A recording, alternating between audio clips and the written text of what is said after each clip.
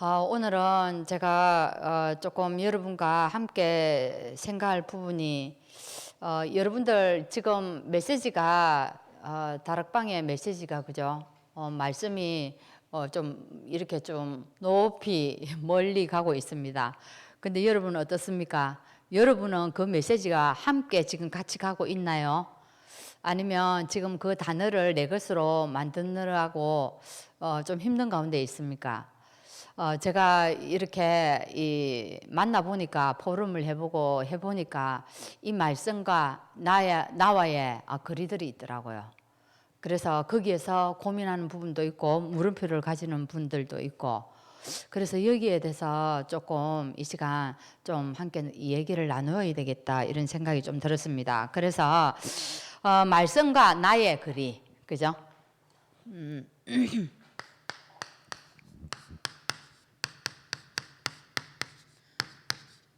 말씀과 나의 거리가, 이걸 영어로 좀 얘기하면 갭이죠, 그죠?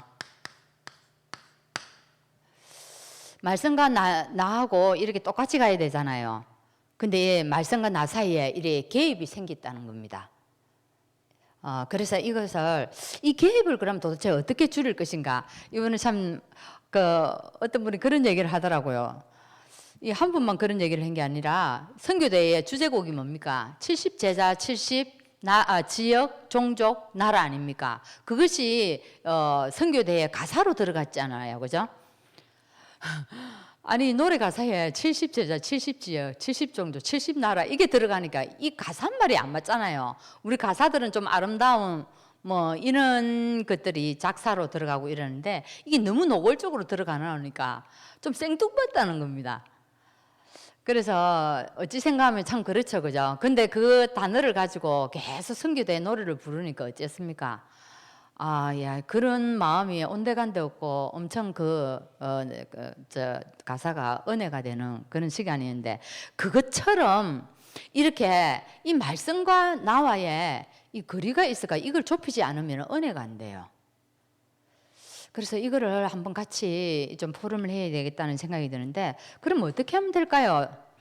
예, 그러면 저라고 그 개입이 없겠습니까? 있습니다. 개입이 없을 수가 없어요. 개입이 있는데 이거를 이제 어떻게 할 거냐는 거예요. 그러면 가장 먼저 저는 이렇게 생각합니다. 다락방 운동이 뭔가를 알아야 된다는 거예요. 이건 아주 근본적인 얘기잖아요, 우리에게. 그죠? 우리 이 다락방 운동을 생각하는 거는 이게 근본적인 질문이 내인데 어떻게 해요? 확고하게 내 안에 탁 자리를 잡아버려야 돼요. 그럼 다락방 운동이 뭡니까? 그죠? 그게 사도행전 2장 운동이잖아요. 1장의 언약을 붙잡고 2장의 역사를 일어나는, 이걸 보고 사도행전의 역사를 각 걸어가는 게 그게 우리 다락방 운동인데, 그러면 우리가 이 다락방 운동은 뭐예요? 성경적인, 그죠? 성경적인 전도 운동을 회복하는 게 다락방의 운동이라 이 말이에요. 그래서 하나님께서 성경적인 전도 운동을 회복하기 위해서 우리를 부르셨다. 우리를 여기에 세우셨다. 거기에 대한 분명한 확신이 있어야 됩니다. 우리가 많은 시간이 흘렸습니다. 다락방이 시작된 지, 그죠? 많은 시간이 흐르면서 또 우리가 뭐를 겪었습니까? 코로나라는 걸 겪었습니다. 지금 2년 반이 넘어가면서 거의 3년이 돼 가는데, 이 과정을 겪으면서 우리 안에 뭔가 이런 것들이 희석이 되어 가는 거예요. 이걸 놓치고 갈 수 있다 이 말입니다. 그래서 여기에 대한 분명한 확신이 있어야 되고, 나름대로요 다락방에 대한 또 뭐가 있어야 되겠습니까? 정체성이 있어야 됩니다.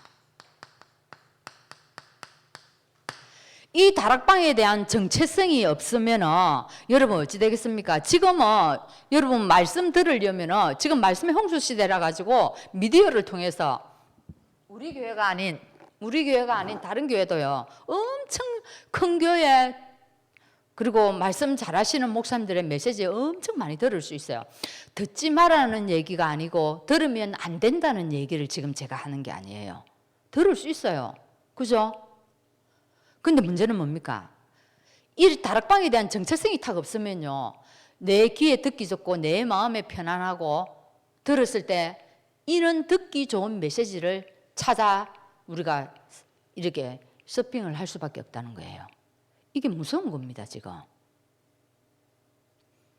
그래서 여기에 대한 이것들이 분명하게 있으면요, 다른 거는 문제가 안 돼요. 그러면 자, 이게 정확하게 된 사람은 또 뭡니까? 우리 다락방 방향이죠. 방향이 뭡니까? 우리는 세계복음화잖아요. 자, 세계복음화를 어떻게 합니까? 이 세계복음화에 대한 메시지가요, 계속 이렇게도 나오고 저런 모양으로도 나오고 계속 이렇게 메시지가, 세계복음화에 대한 메시지가 전거되고 있어요. 어떤 메시지를 하더라도 세계복음화를 위해서, 어떤 은혜를 끼치더라도, 오늘 내가 받았더라도 그것이 세계복음화를 위해서, 전부 다 그게 세계복음화에 다 걸리게 되어 있다 이 말이에요. 어떤 메시지든지. 그래서 이렇게 저렇게 하면서 지금은 어디까지 왔습니까? 예. 세계복음화가 237로 갑니다. 그죠? 이게 5천 종족으로 가지 않습니까? 그러면서 이번에는 어떻게 해요? 예, 70나라로 이렇게 메시지 방향이 쭉 가고 있습니다. 근데 이것이 우리가 정확 안 하면 우리가 어디에 갇히게 됩니까? 나, 내 것, 우리 것. 여기에 딱 갇혀버립니다. 이게 무섭지 않습니까? 어째 이스라엘이 왜 노예되고 포로되고 속국됐습니까? 이 방향을 놓쳤다 이 말이에요. 내 건, 우리 거, 그죠? 나의 거, 이런 거, 이거 하다가요, 이걸 놓쳐버렸다는 겁니다. 그래서 사실은 이스라엘 백성들이 그렇게 됐고, 우리도 이 방향을 놓치게 되면 알게 모르게 어떻게 됩니까? 우리에게 계속 문제 옵니다. 모릅니다. 근데 사람들은 이유를 다른 곳에서 찾아요. 이게 이유다 이 말입니다. 그래서 하나님이요, 우리를 여기에서 우리의 관심과 마음이 떠나가는 것을 절대 원하지 않습니다. 그죠? 여기에서 우리 마음을 놓치는 것을 원하지 않는다니까요. 그래서 우리가 말씀을 받을 때요, 많은 사람들 은혜 받았다 하는데, 여러분 말씀 받을 때 어떻게 해야 되겠습니까? 늘 말씀을 받을 때, 우리 보통 말씀 받을 때 자기 문제를 가지고 와서 말씀 받잖아요. 그 문제 내려놔야 됩니다. 근데 보통 이 문제를 가지고 가서 다 말씀을 받거든요. 근데 어떻게 해라고요? 언약을 생각하면서 말씀을 받을 수 있어야 됩니다. 그죠? 언약.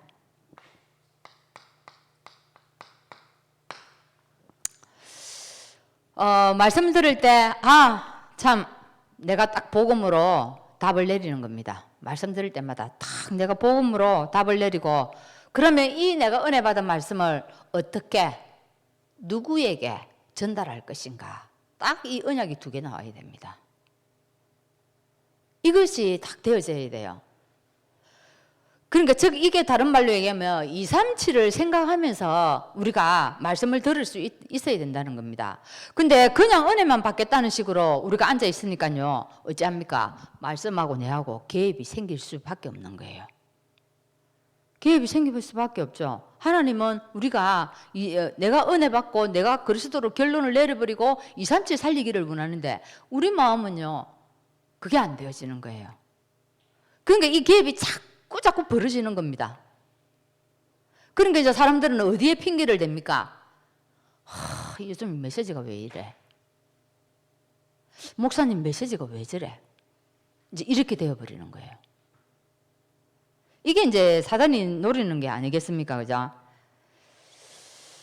사실은 그래서 하나님의 계획이 나와 일치가 되어질 때 갭이 없어져요. 하나님의 이 계획이 나하고 일치가 되어져야 이게 그때 어떻게 해요? 하나님의 계획이 딱 나에게 붙잡혀져야 됩니다. 그게 안 붙잡혀지고 내가 붙잡고 있는 건 내 문제를 붙잡고 있거든요. 이게 잘 쉽지가 않아요. 자, 그 다음에는요, 그 다음에 단어입니다. 가장 많이 사람들이 힘들어하는 부분이 이 부분을 가장 많이 얘기를 하는 것 같아요. 맞거든요. 저도 아이들 랩런트들에게 이 단어들을 어떻게 설명을 할까? 설명해 주고 나면 한 번 설명한다고 아이들 알아듣는 거 아니거든요. 여러분도 안 그렇습니까? 저도 마찬가지고 말씀 한 번 들었다고 그 나오는 단어가 싹 이해가 되어가지고 내 것으로 싹 들어오는 게 그게 많은 시간이 걸립니다. 근데 아이들에게 이걸 뭐 설명을 이 단어들을 다 아이들에게 설명을 하려니까 설명을 해가지고 은혜를 끼치기까지는 시간이 많이 걸리고 아이들은 또 쉽지가 않아요, 이게. 근데 하물며 이제 우리 선생님들이다, 우리 또 어른들 이리 보면요, 단어에 많이 힘들어해요. 어떤 사람은 단어만 붙잡고 가는 경우도 있고. 그래서 우리가 단어에 쏙지 맙시다, 여기에. 그죠? 단어에 딱 쏙지 맙시다. 그럼 이 말은 뭔 말입니까? 단어를 제끼고 가자는 얘기입니까? 그 말도 아니에요. 그래요. 보통 이제 하는 말 중에 다들 하는 얘기를 제가 많이 들어보면요. 와, 뭐 이리 단어가 많냐. 이게 불평거리가 참 많은 거예요. 무슨 이런 단어가 이리 많냐. 저도 그럴 때가 있어요. 저도 100% 이게 다 그렇지는 않아요. 뭐 안테나, 파수망. 참 힘들어요. 근데요, 여러분 한번 봅시다. 메시지는 지금 어떻습니까? 여러분 이걸 이해하고 들으셔야 돼요. 메시지는 사실 237을 향해서 전도문을 확 열어가고 있고 237에 지금 영적 전쟁이 벌어지고 있는 거예요. 영적 싸움을 하고 있다 이 말이에요. 근데 사실 한번 보세요. 우리는 어떻습니까? 우리는요, 사실 내가 있는 자리에 앉아 있는 경우가 그냥 많잖아요. 메시지는 237을 향해서 전도문을 확 열면서 영적 전쟁을 하고 있는데 나는 그 영적 전쟁 속에 있지를 못하고 나의 있는 이 자리에서 앉아 있는 경우가 많단 말이에요. 그러니까 어떻게 이 나오는 단어들이 나에게 맞겠습니까? 이걸 딱 생각하고 들을 수 있어야 돼요. 그러니까 나에게 오는 개입이 어쩌면 당연한 것일 수도 있겠다라는 생각이 나에게 들어와야 된다 이 말이에요. 근데 그걸 생각 안 하고 내 수준만 생각하고 나에게만 이 은혜가 안 되고 안 맞다 이렇게 생각해버리면 여기에 사단이 그대로 틈을 타버립니다. 그죠? 제가 사실은 어떤 세팅이란 말이 처음 나왔을 때요, 조금은 제가 마음에 거부의 반응이 좀 느껴졌어요. 사실 세팅 이런 거 사실 세상에서 쓰는 많은 용어지 않습니까? 이해하기도 그렇고. 근데 이 말씀을요, 계속 제가 메시지를 들을 때마다 이 말씀을 들을 때마다 생각을 하고 이랬는데 지금은 어떠냐면, 이 세팅이 맞구나. 내가 오늘 누구를 만나러 가는데 내 안에 어떤 것이 딱 세팅이 되어 있느냐가 이게 너무 중요한 거예요. 오늘 어떤 사람을 만나러 가는데 내가 그 사람을 아픈 사람이다, 병자다, 내가 먹었냐, 그것이 내 안에 딱 세팅이 되어 있으면 그 사람 내가 전도하러 가도 복음을 주는 게 아니라 뭘 주겠습니까? 내가 먹어가 치료받은 약을 선전한다 이 말이에요. 왜? 내 안에 세팅된 거는요, 그 약이 세팅되어 있거든요. 근데 지금 세팅은 뭐합니까? 그죠? 보좌, 성삼위 이런 것들이 나인데 딱 세팅시키려 안 합니까? 이런 것들이 나인데 싹 세팅되어 있어야만이 누구를 만나도 내 안에서요 진짜 복음이 싹 나갈 수 있는 거예요. 그렇게 생각하니까 세팅이 시간이 지날수록 이 세팅이 정말 내게 은혜가 넘쳐요. 이 말씀을 계속 들으면서 묵상을 하니까요. 그리고 또 요즘에 참 많이 느껴지는 게 편집 설계 디자인입니다. 편집 설계 디자인 하면서 제가 이 메시지를 들으면서는 어떤 마음이 드냐면, 내 정말 평생에 말씀을 가지고 편집하고 살아야 되겠네. 이 마음이 너무 들어요. 그렇지 않으면 내 모습은 내 옛날의 과거에 묶여서 그렇게 살 수밖에 없고 그렇게 죽을 수밖에 없구나. 나는 편집 안 하면 안 되겠구나. 이런 생각들이 참 많이 들어와요. 그래서 참 이 말씀을 여러분이 딱 받았을 때 나하고 딱 개입이 생기면 듣기가 싫어요. 첫째는 그런 생각이 들면 듣기가 싫고 묵상이 안 되어져요. 근데 말씀이 딱 이렇게 딱 선포가 되어졌을 때 여러분 그것 가지고 뭐 한다고요? 내 안에 묵상을 해보세요. 그러면요 하나님의 성령이 나를 깨닫게 하신다니까요. 그래서 이게 그겁니다. 성령의 역사를 우리가 한번 생각해 봅시다.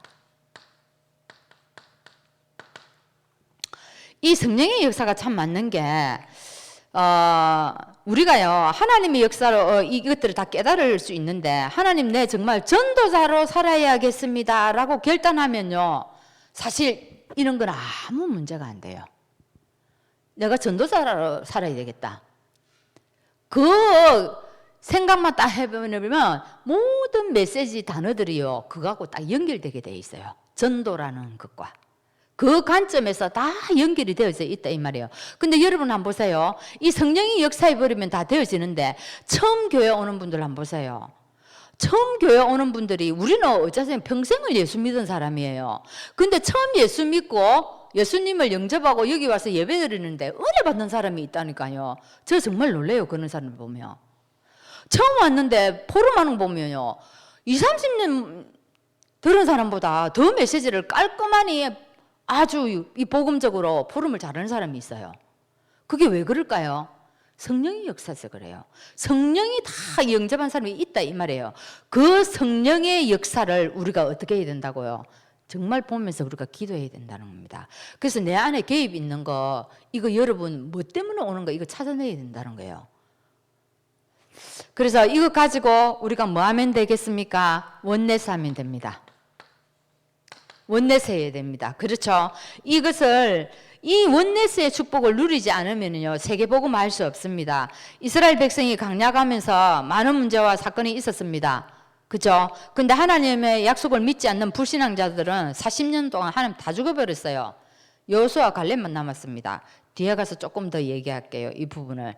그래서 무엇 때문에 여러분 개입이 생기는지 스스로 찾아보시고 조금 이거는 개입은 줄여나가야 됩니다. 그렇죠? 완전히 0%로 만들어라는 얘기는 아니에요. 이게 개입이 탁 줄여지지 않으면 은혜 받을 수 없어요.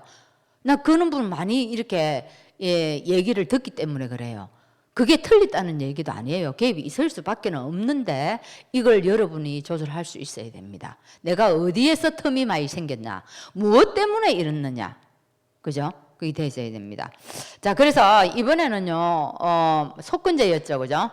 말씀이 5대 제사 중에 마지막 제 속건제입니다. 제물 속에 나타난 그죠? 이 제사 속에 나타난 예배의 의미를 설명했는데 이 속건제를 통해서는 실천 우리에게 실천 지속 이런 부분을 목사님께서 말씀해 주셨죠. 그래서 성물을 여기에서는요 성물과 물건에 대한 범죄입니다. 여러분 성물이 뭡니까? 교회에 있는 보면은 모든 성소 안에 있는 기구들, 성소 안에 들어진 기구들, 하나님께 바쳐진 제물들, 예물들 이런 게 전부 다 뭡니까? 하나님에게 바쳐진 것들이 성물입니다. 그럼 여러분 이번 주에 메시지를 들으면서 어떤 마음으로 들으셨나요? 듣고 나니까 여러분 남은 게 뭐예요? 실천해야 된다 막 이렇게 남았습니까? 제가 포럼을 하면서 그렇게 물었어요. 근사님 이번 주에 그래 이 성물에 대한 범죄인데 근사님 성물 훔친 적 있나요? 그게 너무 어처구니 없이 웃더라고요. 성물을 가까이 한 적이 없어가지고 훔칠 기회가 없었습니다 하더라고. 여러분 어떻습니까? 어떤 식으로 이 메시지가 내 안에 좀 이렇게 전달이 되어졌습니까? 이건 뭡니까? 이 성물은 하나님께 드려진 거예요. 하나님의 것입니다. 하나님께 드려진 하나님의 것입니다. 하나님의 것을 범죄했다 이 말이에요. 다양할 수 있겠죠. 여러분 하나님의 것 범죄한 적 없습니까? 너무 많습니다. 물론 우리가 쉽게 할 수 있는요. 헌금에 대해서도 있을 수가 있고요. 하나님께 바쳐진 거 너무너무 많아요. 근데 그걸 내 건 줄 알아요. 그걸 내 것으로 생각하고 이게요. 이 범죄를 저지를 수 있는 우리가 어쩌면 엄청 많이 노출되어 있다 이 말이에요. 여러분 한번 생각해 보세요. 여러분 그래서 여러분에게 속건제 제물 엄청 많이 필요합니다. 하나님의 것을 우리가 범죄했다는 겁니다. 그러면 이것을 어떻게 우리가 실천을 할까요? 하나님의 것을 범죄해버리는데 어떻게 실천을 했습니까? 예, 누구를 통해서야 보면 알 수 있습니까? 이게 갈렙을 통해서 알 수 있습니다. 갈렙은 어떻게 실천했다 했습니까? 헤브론 산지 하나님이 너희들에게 주겠다고 약속했지 않습니까? 근데 아무도 그것을 붙잡지 않았는데, 그 언약을 실천하지 않았는데, 붙잡지 않았는데 누구만 붙잡았습니까? 갈렙만 붙잡았잖아요. 그래서 그러면 실천은 이게 실천은 뭘 얘기하는 걸까요? 여기에 실천은요, 내 삶 속에서요 언약을 회복하는 겁니다.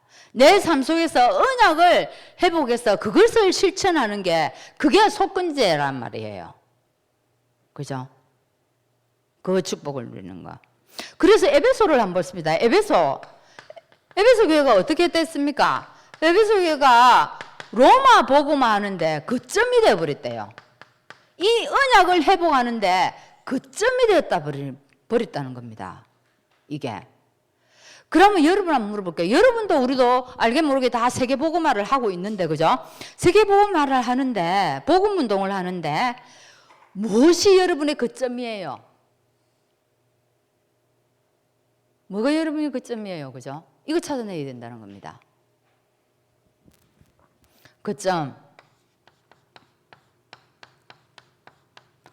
우리가 예배드리면서 하나님의 계획을 발견하는 것이요, 이게 복음의 거점이 되면 되는 거예요. 이게 다 거점이 돼가지고 이게 이제 복음 운동을 하는 겁니다. 그리고 뭡니까?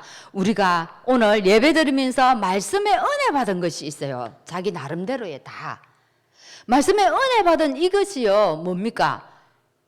복음 운동의 거점이란 말이에요. 아무리 오늘 우리가 예배드리고 이 자리에 참석했지만 내가 은혜 받아 부분이 없고 이 말씀이 내 것으로 소화가 되어지지 않다면 그게 복음 운동하는데 거점이 못 돼요. 여러분 오늘 말씀에서 탁 은혜 받아봐요. 일어나면 힘이 확 나고요. 딱 나가면은요, 그 말씀에 은혜 받은 게 문제 있는 사람 만났다, 그 메시지가 딱 나가버린다니까요. 그게 복음의 거점이에요. 그래서 이번 주에도 여러분 이 속건제, 이 축복을 풍성히 누리는 그런 시간 되기를 바랍니다. 그래서 여러분이 있는 그곳이 전부 다 거점 되기를 바랍니다. 그죠? 그래서 오늘도 또 여러분 말씀을 통해서 또 개입이 있는 부분들도 또 찾아내시고. 자, 오늘은 한 본문 들어가 보겠습니다. 오늘 노아 방주에 나타난 구원론입니다. 여기에 오늘 제가 여기 와서 교회 와서 이 부분을 읽었는데 6장의 2절에 한번 보세요. 하나님의 아들들이 사람의 딸들의 아름다움을 보고 자기들이 좋아하는 모든 여자들을 아내로 삼는지라.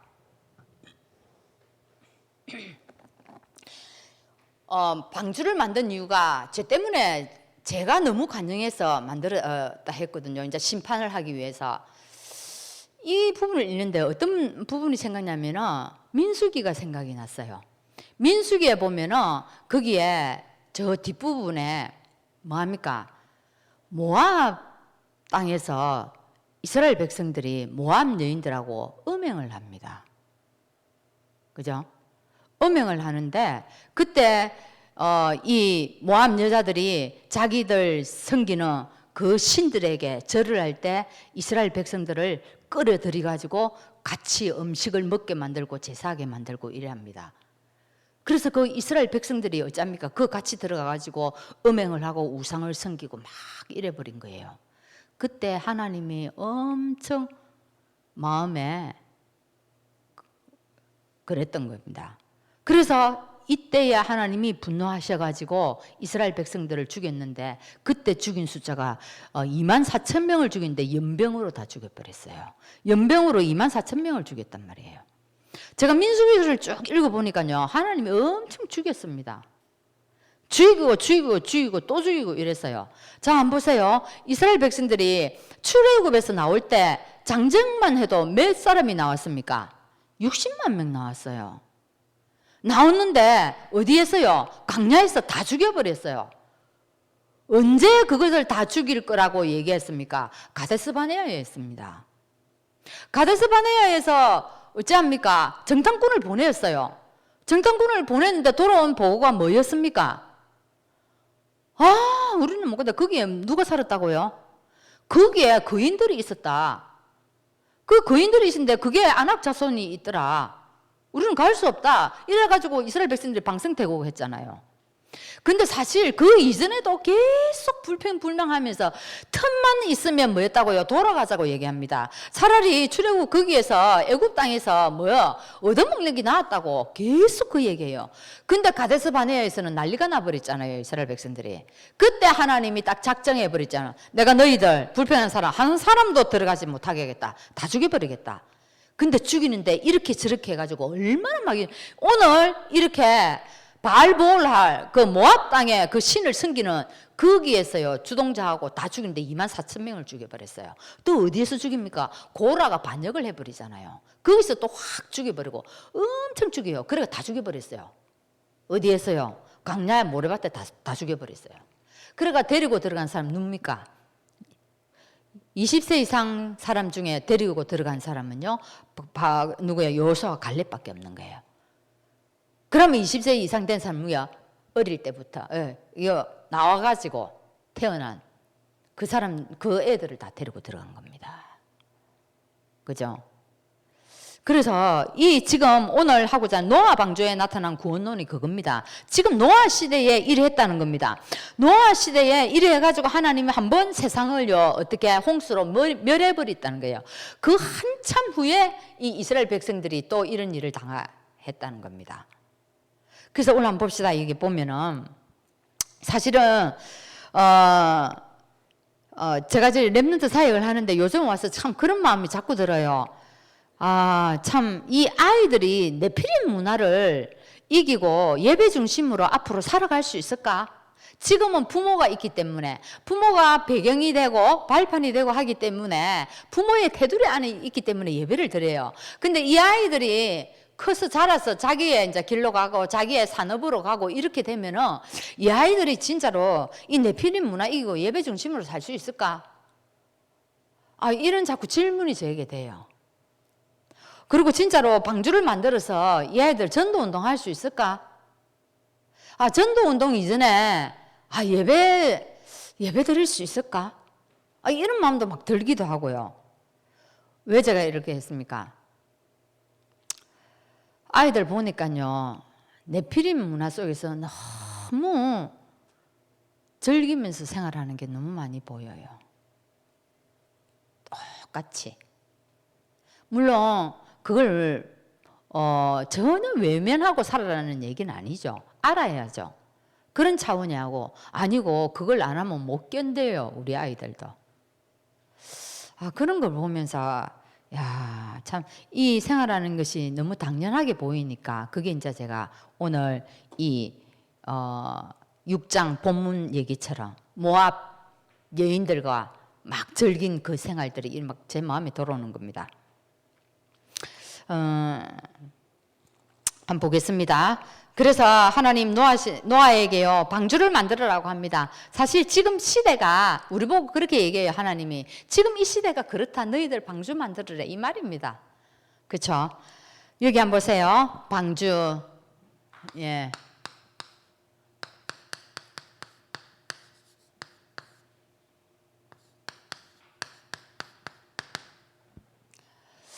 여기서 방주의 크기를 얘기하고 있습니다.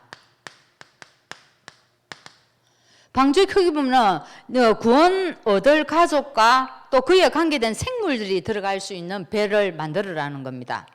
그죠? 이 크기를 말하는데 이 크기는 어떤 크기를 말하겠습니까? 모든 가족도 살리고 이제 동물들도 다 살려야 되는데 여러분의 뭡니까? 믿음의 크기를 말합니다. 방주.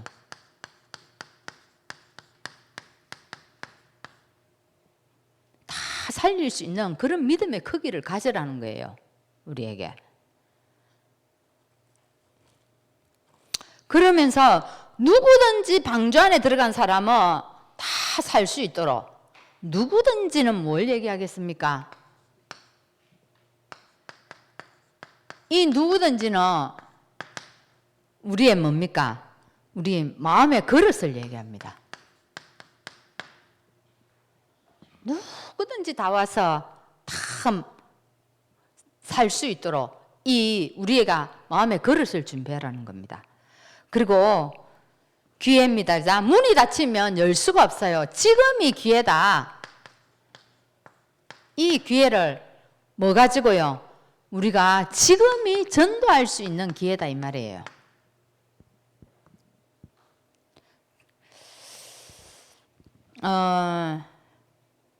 그 다음에는요, 잣나무로 만들어랍니다. 이 잣나무는 뭘 얘기할까요? 그죠? 잣나무의 특징이 썩지 않고 변하지 않는 나무라고 얘기합니다. 썩지 않고 변하지 않는 것이 뭡니까? 이 땅의 풀은 다 마르고 시든다고 얘기했는데 썩지 않는 게 뭡니까? 하나님의 말씀과 그리스도잖아요. 하나님의 이 말씀은 어제나 오늘이나 영원히 변하지 않는 겁니다. 그죠? 이게 하나님의 말씀을 얘기합니다. 그럼 역청입니다. 역청으로 다 발랐어요. 잣나무로 가지고 이렇게 방주를 다 만들고 나서 근데 그 사이에 뭐를 다 발랐다고? 역청을 발랐어요. 니스를 칠하는 것처럼 역청을 다 발라가지고 절대 뭐가 들어오지 않게 외부의 물이 들어오지 않도록 막았다는 겁니다. 즉 여기서 외부의 사상이 들어오지 못하도록 홍수가 그들을 삼키지 못하도록 다 발랐다는 겁니다. 그러면 이 역청은 뭘 얘기할까요? 유월절 어린 양의 피지 뭐. 즉 뭡니까 지금은? 십자가 예수, 그죠? 보혈의 피를 얘기합니다. 이것만이 이 홍수로부터 막아낼 수 있다 이 말이에요. 이것만이 어쩝니까? 이 세상의 저주와 재앙을 막을 수 있다 이 말입니다. 지금 어떻습니까? 세상의 저주와 재앙이요 관계없이 지금 막 다 치고 들어옵니다. 그래서 오늘 방주 만들 이유를 얘기하고 있는 거예요.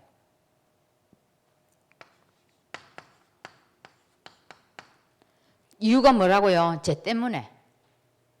그리고 네피림 시대라는 겁니다.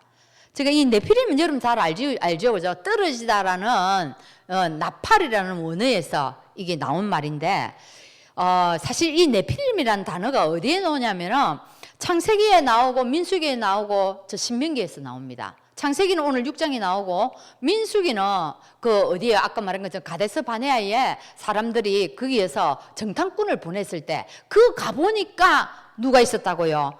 그게 네피림의 후손 아낙 자손이 있었더라. 그 사람들이 거인이었더라. 이렇게 얘기합니다. 그 거인을 보고는요, 정탐하러 가서 그 거인을 보았는데 어땠다고요? 그에 비해서는 너무 그 사람들이 거인이 되나니까 그에 비해서 우리는 뭐같이 보였다 했습니까? 메뚜기같이 보였다는 겁니다. 거기에 네피림의 후손 아낙 자손들이 살고 있었다는 얘기입니다. 그 뭡니까? 그러니까 이 네피림 시대가 완전히 다 장악을 했다는 거예요. 그래서 이게 하나님이 뭐 한다고요? 이제 심판을 하는 그의 오늘 홍수를 내려보내는 겁니다. 그래서 뭐라고 얘기합니까? 누구를 위해서 이 방주를 이제 만드느냐? 우리 이거 잘 알고 있지 않습니까? 그죠? 누구를 위하여?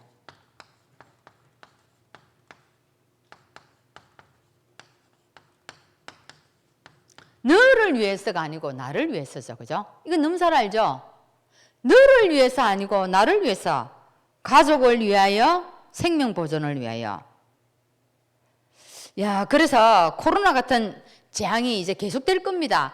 제가 예전에 그런 얘기 들었거든요. 옛날에 우리 오랜 시간 됐죠. 그때 사람들이 엄청 죽었는데 뭐요? 쥐가 나르는 그 균, 패스트 균입니까? 그것 때문에 사람들이 엄청 많이 죽었지 않습니까? 그런 것처럼 앞으로도 암으로 죽는 사람보다는요, 뭐로요? 이런 균으로 인해서 죽는 사람들이 엄청 많이 나올 겁니다. 그래서 이걸 위해서 여러분들이 방주를 만들어야 됩니다. 뭐요? 나를 위하여, 내 가족을 위하여. 한 분이 부모님을 자기 집안에는 안 믿어요. 그래서 자기 아버지가 믿고 돌아가시고 엄마가 지금 연세가 참 많은 겁니다. 많은데 늘 기도하고 복음을 전해도 안 받아요. 어머니가 연세 지금 엄청 많은데, 근데 어머니가 이번에 완전 이제 생사를 오갈 정도로 아파버린 거예요. 그런데도 이제 복음 전하면 안 받고 하는데, 하루는 엄마가 자는데 어떤 일이 벌어졌냐면은 진짜 꿈에 저승사자가 와버린 거예요. 저승사자가 시커먼 옷을 입고 두 사람이 와가지고 딱 끌고 가는데, 엄마가 혼자 있으면서 너무 놀래버린 거예요. 이분이 얘기하는데, 엄마가 살아 생전에 한 번도 나약한 모습, 약한 모습 이런 부분을 본 적이 없대요. 엄마가 엄청 담대하대요. 근데 꿈에 진짜로 이 시커먼 옷 입은 두 사람이 와가지고 저승사자가 와가지고 끌고 가니까 너무 놀래버린 거예요. 그래가지고 그 다음날 자기 아들인데 전화해가지고 아들 오라 해가지고, 아들인데 이 얘기를 다 하고 침대 옆을 떠나지 못하게 했답니다. 너무 떨려가지고. 그래가지고 이 어머니가 자기 가족들에게 전부 다 이 얘기를 다 하는 거예요. 그래서 이 딸이 가서 엄마에게 예수를 영접시키고, 자기 영접했는데 포럼을 하는데 기참 포럼을 하는 거예요. 정확한 영접이 되어버린 게 성령이 역사해 놓으니까 포럼을, 지금 제가 기억이 잘 안 나는데 지금까지 살아온 게 하나님의 은혜였다, 이런 식으로 포럼하는데 딸이 너무 놀랬답니다. 양육을 한 것도 아니요. 그래서 이제 다시 이제 회복하기는 힘들 것 같아요. 그래서 이 딸이 가면은 엄마가 살아나고, 딸이 계속 있을 수 없으니까 또 오면 다른 자녀가 가면 엄마가 딱 죽는 거예요. 완전 다운이 되는 겁니다. 그거를 이제 자녀들이 보고 놀래는 거라. 이 도대체 무슨 일이고, 언니만 오면 엄마가 좀 살아나고 다른 사람이 오면 다 다운이 되고 죽는다는 거예요. 그러면서 이 엄마의 생명을 지금 조금 연장시키는 이유가 있는 것 같아요. 보세요. 그래서 여러분 진짜 가족을 위해서 방주를 만드세요. 실망하지 말고요. 그래서 이 소식, 이 얘기를 듣고는 진짜구나. 하나님이 구원 주기로 작정된 사람은 어떤 식으로든지 구원하는 겁니다. 그래서 이 마지막 때 딱 구원받게 하는 겁니다. 그래서 여기 이제 가문을 위해서 우리가 기도해야 되고, 그 다음에 어떻게 해요? 사실 생명 보존을 위해서는 이거는 뭡니까? 우리의 개인의 재산과 삶도 보존하지만 전 세계를 구원시키는 거 아닙니까? 이 방주가, 그죠? 그래서 마지막으로 뭐라고 얘기하면 말세에 일어날 얘기를 얘기합니다. 말세에 일어날 얘기는 마태복음 24장에 우리 참 많이 나와 있죠. 그 얘기들이 막 나와 있는데, 참 이 말씀을 보면서 제가 뭐가 생각나면, 말세에 믿는 자를 보겠느냐 하는 말씀이 제게 더 의미가 있어졌어요. 말세에 믿는 자를 보겠느냐. 옛날에 참 그런 말을 많이 했거든요. 그때는 그게 그렇게 되게 피부에 와닿지 않았고 실감이 안 났어요. 근데 요즘요, 코로나를 겪고 이렇게 시간을 지나면서 제가 여기에 진짜 말세에 믿는 자를 보겠느냐, 이게 나에게 참 의미가 있습니다. 그죠? 여러분, 이 방주만이 우리를 저주재앙에서 지켜줄 줄 믿습니다. 오늘 여러분 이 방주 짓는 인생 되기를 바랍니다. 기도하겠습니다. 하나님 감사합니다. 우리를 창세전에 부르시되 우리를 전 세계를 살릴 그는 우리를 세계를 살릴 주역으로 우리를 불러주신 것 감사합니다. 오늘 이 언약이 내 속에서 회복되어질 수 있도록 인도하여 주옵소서. 지금도 이 세상은 네피림 문화 속에서 저주와 재앙 가운데 많은 사람들이 고통하고 신음하고 있는 이때에 우리가 방주운동을 통하여서 이 유월절 어린 양의 피를 증거할 수 있도록 인도하시고, 이 사람들을 하나님 이 방주로 들어올 수 있도록 우리가 믿음의 크기를 키우고 하나님 그릇을 키우고, 그래서 하나님 이 사람들을 다 살려낼 수 있을 만큼 오늘도 우리 안에 하나님의 말씀, 이 은혜가 복음 운동의 거점이 될 수 있도록 성령께서 역사하여 주옵소서. 예수 그리스도 이름으로 기도하옵나이다. 아멘.